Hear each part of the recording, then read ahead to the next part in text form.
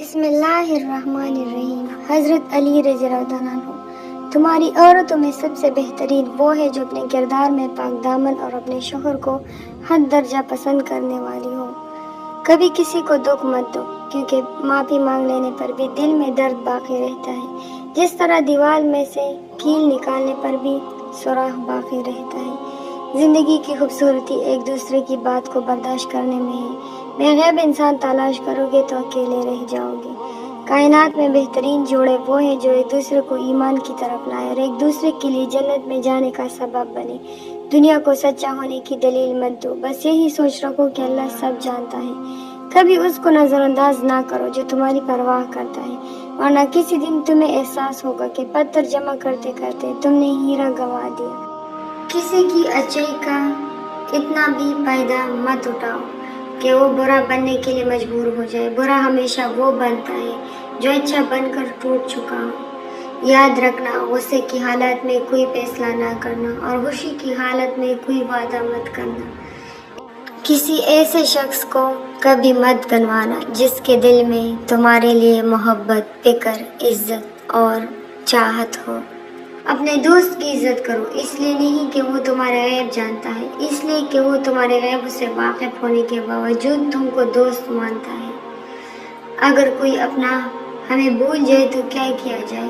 حضرت علی رضی اللہ عنہ نے فرمایا، کوئی اپنا ہو تو وہ کبھی نہیں بھولتا، اور جو بھول جائے وہ اپنا نہیں ہوتا۔ اور تقدیر اللہ کے ایک اشارے پر بدل جاتی ہے، تو یقین تو رکھو وہ بہتر لے کر بہترین دے گا۔ زندگی میں کوئی بھی ملاقات فضول نہیں ہوتی۔ ہر انسان جسے آپ ملتے ہیں وہ تو یا آپ کی آزمائش ہوتا ہے یا سزا ہوتا ہے یا پھر آسمانی تحفہ ہوتا ہے۔ اللہ کبھی دو مخلص لوگوں کو جدا نہیں کرتا، جدا تب کرتا ہے جب دونوں میں سے کوئی ایک منافق ہو۔ اللہ کبھی مخلص کو منافق سے نہیں جوڑتا۔ جب بھی تم چاہو کہ تمہاری دعا عرش تک پہنچے اور مستجاب ہو جائے تو پہلے اپنے والدین کے لیے دعا مانگو۔ تمہارا اپنا وہ ہے جو کسی اور کے لیے تمہیں نظر انداز نہ کرے۔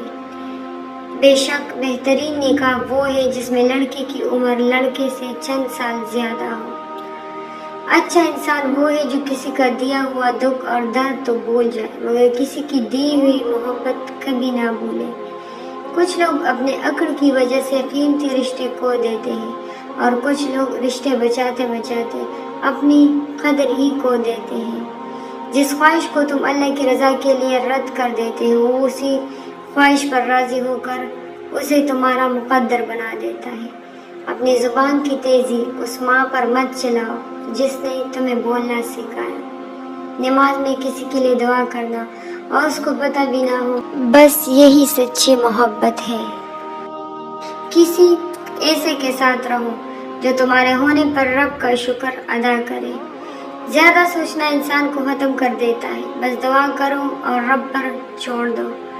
دنیا کا امیر شخص وہ ہے جس کے دوست مخلص ہوں۔ عزت اللہ کی رضا میں ہے، لوگوں کی فرما برداری میں نہیں۔ محبت سب سے کرو لیکن اس سے اور بھی زیادہ کرو جس کے دل میں تمہارے لیے تم سے بھی زیادہ محبت ہو۔ جب تم سکون کی کمی محسوس کرو تو توبہ کرو، کیونکہ انسان کے گناہوں سے بے چین رکھتے ہیں۔ نماز اتنی ہی ضروری ہے جتنا کہ جینے کے لیے سانس لینا ضروری ہوتا ہے۔ اللہ پاک ہمیں سجدوں کی لذت عطا فرمائے، آمین۔ نماز اور قرآن کے بعد اگر سکون دینے والی کوئی چیز ہے تو وہ شوہر اور بیوی کی محبت ہے۔ بے فکر ہو جاؤ، اللہ مخلص دلوں کے ساتھ ناانصافی نہیں کرتا۔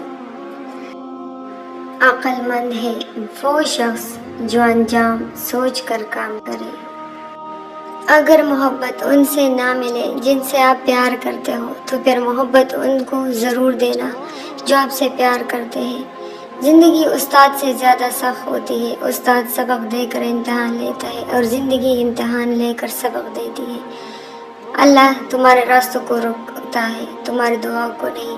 وہ تمہیں اپنے طریقے سے تمہاری من پسند منزل تک لاتا ہے۔ بے شک یہ تھی ہماری آج کے کچھ اقوال جو میں نے آپ لوگوں کو سنائی۔